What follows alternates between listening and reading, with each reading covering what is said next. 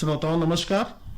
हमारे स्टूडियो में आज हैं जिला विद्यालय निरीक्षक गोरखपुर और इनसे हम बात करना चाहेंगे कि जैसा मुख्यमंत्री महोदय का निर्देश है कि वर्चुअल व्हाट्सएप ग्रुप के थ्रू बच्चों को लगातार शिक्षा में लगाए रखा जाए, उनकी पढ़ाई चलती रहे, स्कूल कॉलेज बंद हैं फिर भी शिक्षा से उनका जुड़ाव बना रहे। इस लिहाज से शिक्षा विभाग का जो गोरखपुर प्रशासन है वो क्या कर रहा है? ये वर्चुअल क्लासेस का जो कॉन्सेप्ट, ये कोरोना महामारी के समय जो हमारी क्लासेस रेगुलर नहीं चल पा रही थी, इसलिए आया कि बच्चों को किसी भी तरह से पढ़ाई कराई जाए।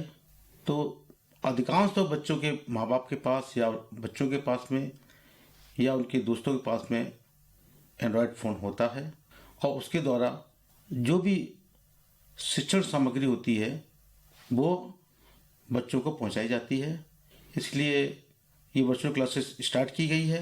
साथ ही वर्चुअल क्लास से बच्चा जो है अपनी जो भी जिज्ञासा है वो क्लास में ना होते हुए भी वो अपने शिक्षक के पास पहुंचा सकता है और उसका हर शिक्षक उसका समाधान करते हैं।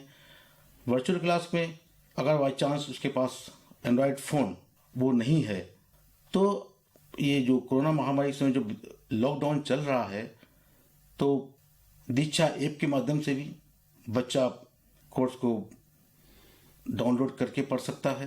साथ में ही कि अगर बाई चांस बच्चा जो है दीक्षा ऐप से भी नहीं पढ़ पा रहा है और व्हाट्सएप से नहीं पढ़ पा रहा है तो स्वयं प्रभा चैनल शुरू किया गया है।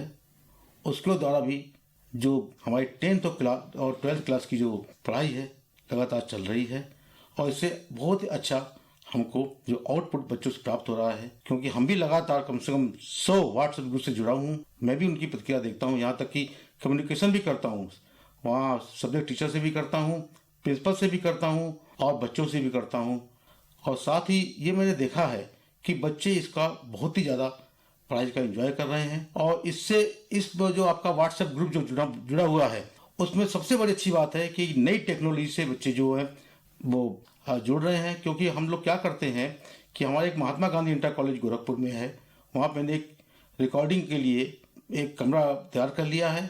वहाँ से हमारी स्लाइड बनती हैं, हमारे वीडियो बनते हैं। बाकायदा मैं समय समय पे खुद चेक करता हूँ और डलवाता रहता हूँ, जिससे अच्छी सामग्री हमारे बच्चों को इस लॉकडाउन टाइम पर मिल रही है और बच्चे लगातार उसका फायदा उठा रहे हैं। जिस तरह से हम लोग देखते हैं एनसीईआरटी की किताबें ऑनलाइन अवेलेबल हैं, आप जब चाहें उनको फ्री ऑफ कॉस्ट डाउनलोड करके पढ़ सकते हैं। आपके मटेरियल्स का भी कुछ इस तरह से ऑनलाइन अवेलेबिलिटी है? दीक्षा ऐप पर तो आपने बताया कि क्लासेज और चीजें हैं, और भी कहीं? देखिए हमारा सारा सिलेबस जो है यूपी बोर्ड का 9th से जो 12th है पूरा एनसीईआरटी बेसिस हो चुका है।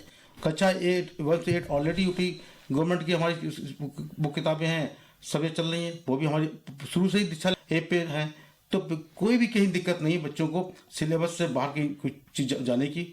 और किताब मिल जाती है अच्छी बात, नहीं तो सब हमारा दीक्षा ऐप पे उपलब्ध है।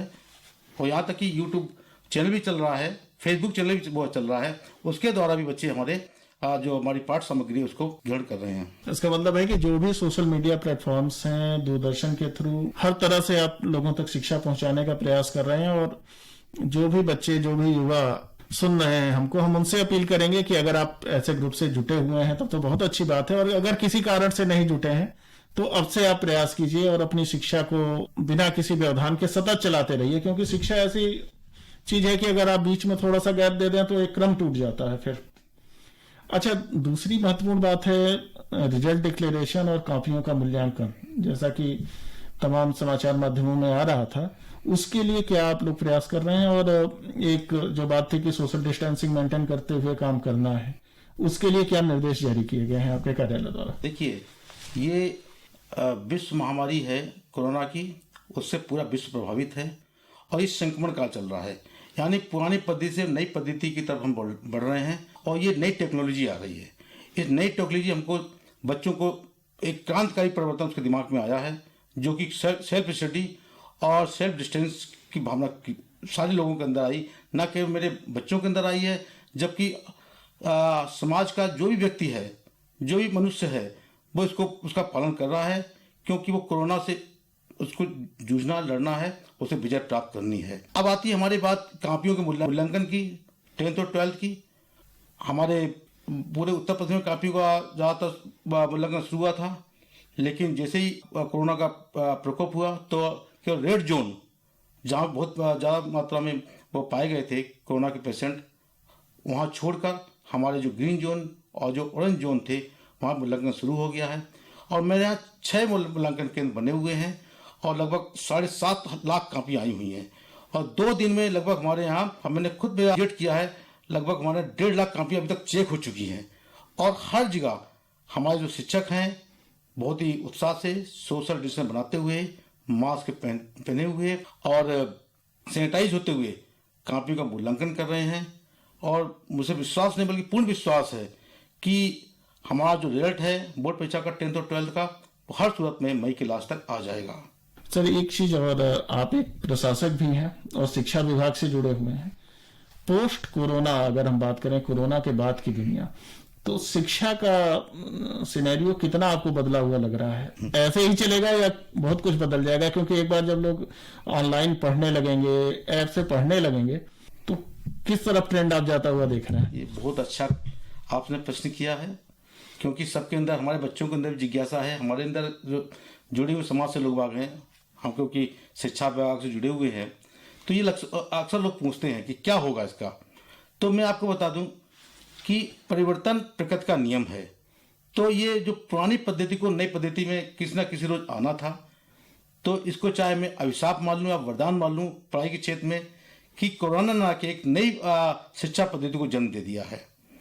पोस्ट कोरोना की स्थिति आएगी, हमारे जितने भी हमारे स्टूडेंट्स हैं, हमारी जो पढ़ाई ले रहे हैं, तो वो निश्चित रूप से ऑनलाइन जुड़ जाएंगे, क्योंकि क्लास स्टडी तो है ही अपने स्थान पर, वो तो फेस टू फेस पढ़ते ही हैं, लेकिन ऑनलाइन जो मटेरियल है वो बहुत से सोर्सेस उनको प्राप्त होगा और जुड़ेंगे।